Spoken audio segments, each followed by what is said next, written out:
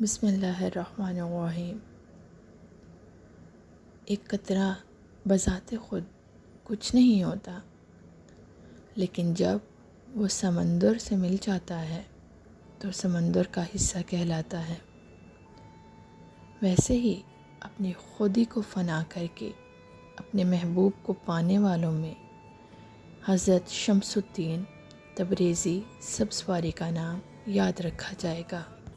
شاہ شمس کا شجرہ نسب کچھ اس طرح سے لکھا جائے گا: امام علی علیہ السلام، امام حسین علیہ السلام، امام زین العابدین علیہ السلام، امام محمد باقر علیہ السلام، امام جعفر صادق علیہ السلام، محمد اسماعیل، محمد ریزی، اسماعیل ثانی، حضرت محمد منصور، حضرت سید غالب، حضرت عبد المجید اور ان کے دو فرزند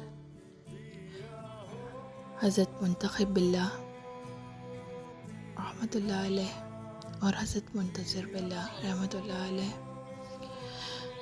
حضرت احمد ہادی، حضرت سید ہاشم علی، حضرت محمد معصوم، حضرت محمود، حضرت سید محب، حضرت علی خالد، عبد المومن، حضرت علی سلام الدین اور حضرت محمد صلاح الدین، حضرت شاہ شمس الدین تبریزی سبزواری۔ حضرت شاہ شمس الدین تبریزی سبزواری اپنے عہد کے عظیم روحانی پیشوا تھے۔ آپ کی ولادت 15 شعبان المعظم 560 ہجری کو ایران کے شہر سبزوار میں ہوئی۔ اس وقت سبزوار ایران کا مشہور شہر تھا۔ حضرت شاہ شمس الدین نے اپنی ابتدائی تعلیم اپنے والد محترم سید صلاح الدین محمد سے حاصل کی۔ 16 سال کی عمر میں آپ نے تمام دینی دنیاوی تعلیم مکمل کر لی تھی۔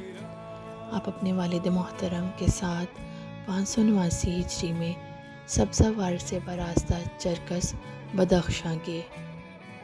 وہاں آپ کی تعلیمات سے ہزاروں لوگ حلقہ اسلام میں داخل ہوئے۔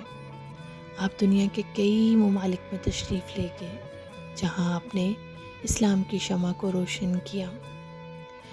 برصغیر میں تبت کے راستے کشمیر میں داخل ہوئے۔ آپ نے کوہستان، تبت، سکردو میں اسلام کی شمع کو روشن کیا۔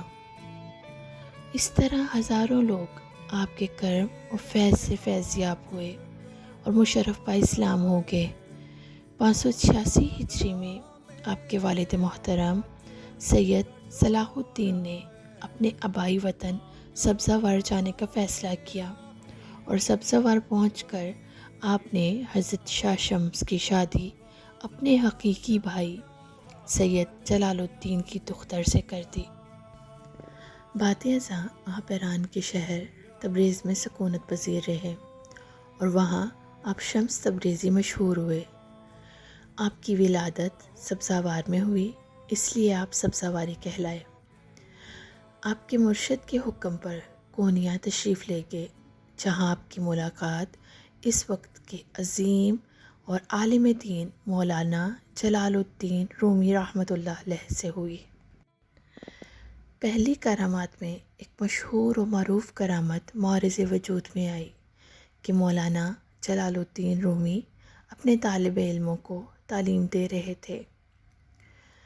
حضرت شاہ شمس سبزواری تبریزی دوران درس تشریف لے گئے، جو کہ نہایت سادہ لباس میں تھے، اور مولانا رومی کے قریب جا کر بیٹھ گئے۔ حضرت شاہ شمس نے مولانا رومی کی طرف مخاطب ہو کر کتابوں کی طرف اشارہ کیا اور پوچھا کہ یہ کیا ہے؟ جواب ملا، اسے علم کہتے ہیں، جو کہ آپ نہیں جانتے۔ آپ کو اس سے کیا نسبت؟ حضرت شاہ شمس نے مولانا رومی کا جب یہ فقرہ سنا تو جلال میں آ گئے اور وہ تمام کتابیں اٹھا کر پانی سے بھرے حوض میں ڈال دیں۔ مولانا رومی کو آپ کے اس عمل سے بڑا قلق ہوا اور غصہ و پریشانی کی عالم میں آپ رو پڑے اور کہا، اے درویش، تو نے یہ کیا کر دیا؟ میری تمام روح کی غذا تو نے ایک لمحہ میں ضائع کر دی۔ کتابیں بڑی نایاب تھیں، اب کہیں سے نہیں ملیں گی۔ حضرت شاہ شمس نے جب مولانا رومی کی آنکھوں میں آنسو دیکھے تو فرمایا، تمہاری روح کی غذا اگر تمہیں مل جائے تو؟ مولانا رومی نے کہا، کیسے ممکن ہے؟ آپ نے دوبارہ پانی سے بھرے حوض کے نزدیک گئے اور سب سے پہلے پانی سے وہ کتاب نکالی جس کا مولانا رومی کو سب سے زیادہ صدمہ تھا۔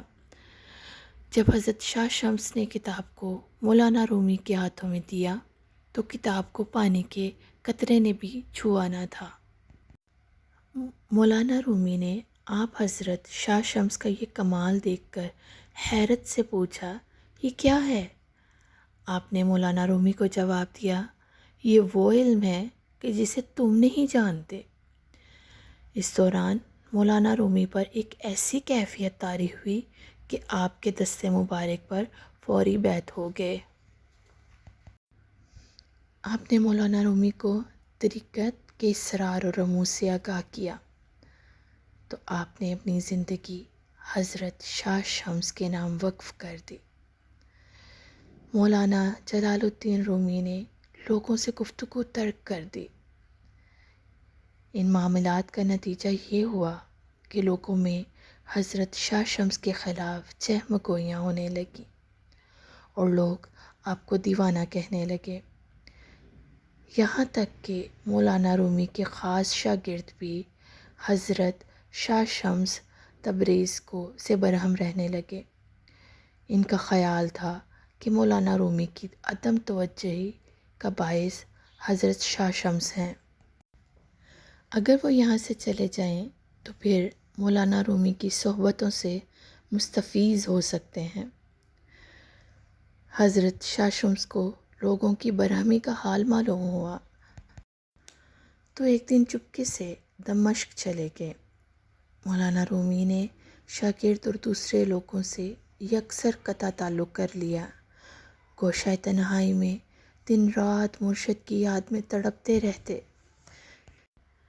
اس زمانے میں مولانا رومی نے حضرت شاہ شمس کی یاد میں ایسے اشعار کہے جنہیں سن کر پتھر دل بھی رو پڑتے۔ مولانا رومی کا ایک مشہور شعر ہے، مولوی ہرگز نہ شد مولانا روم تا غلام شمس تبریزی نہ شد۔ ملتان میں جہاں آپ کا مزار اقدس ہے، سینکڑوں برس قبل یہ جگہ دریا کا کنارہ تھی۔ آپ ملتان کے لوگوں کو راہ ہدایت دکھاتے رہے۔ غیر مسلم قبیلوں کے سرداروں کو کلمہ پڑھا کر مسلمان کیا۔ یہیں آپ نے مثال فرمایا۔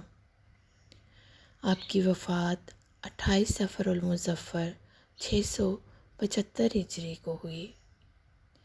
کسی دور میں یہاں بہت بڑے میلے کا انعقاد ہوا کرتا تھا جو پنجاب کا سب سے بڑا میلہ مانا جاتا تھا، لیکن اب یہ میلہ ماضی کا حصہ بن چکا ہے۔